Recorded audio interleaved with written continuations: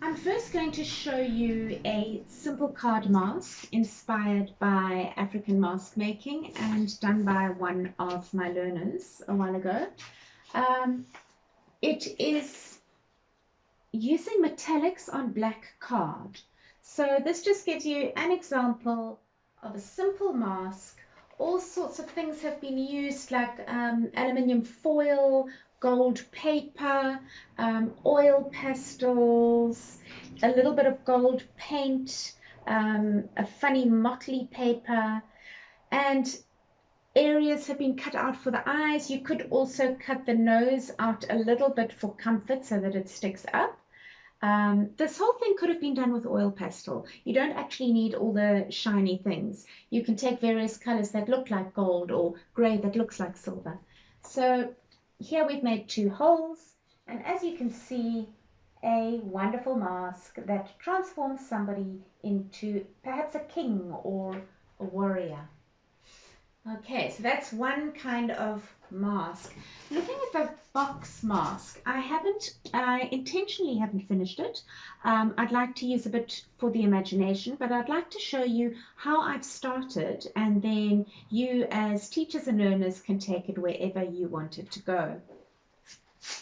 So as you can see, I've attached my card to the box, and I've used masking tape to secure it, and I actually found I needed to use some staples as well. So you're going to decide how strong you want it to be.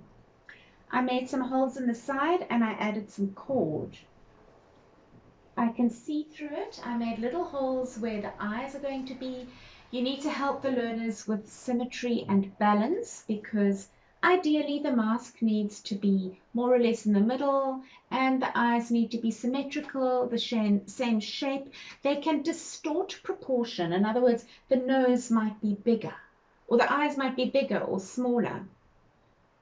And I put one ear here, so thinking about making ears, I've got a bit of oil pastel on my hands here, but I created the shape of an ear, and I cut a slit there, and I realized that if I do that, and I've got a little bit of space at the front of my box, I can actually attach the ears to the front of the box and still leave the top as a place where I can put horns. So for me, I like the gentle quality of a deer. That was one thing that's been influencing my mask making, and I would possibly cut that out a little bit more later on. So of course this is not finished. The animal might transform itself. It might want spots, it might want stripes, it might want hair, it might want fluff. So whatever you want to stick on the animal, you can. It might turn into a completely fantasy unicorn cross crocodile, who knows. So let it change as it wants to be. In terms of horns, this is a little small horn. So you could take sort of a part of a circle and then create a small little horn, which you could then cut some slits in the bottom, and these little pieces you can use to stick the horn on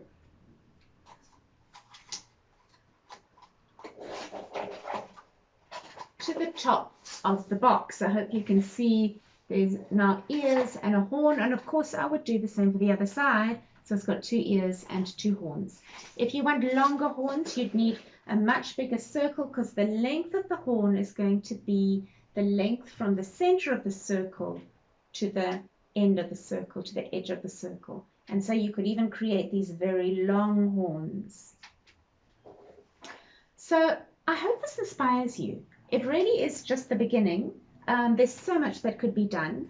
I've left it quite big. I think the largeness of it is exciting. Of course, it could be on black, it could be on white. Learners could want to take this home and spend a lot of time embellishing. The other option, of course, is to use paper mache, which I'm not going to go into now, but if you do research how to make paper mache, you can then start molding things onto your masks and creating something that really is durable and that you might want to have as a piece in your home that reminds you of something special. So definitely a fun project. Hopefully there's going to be lots of laughter.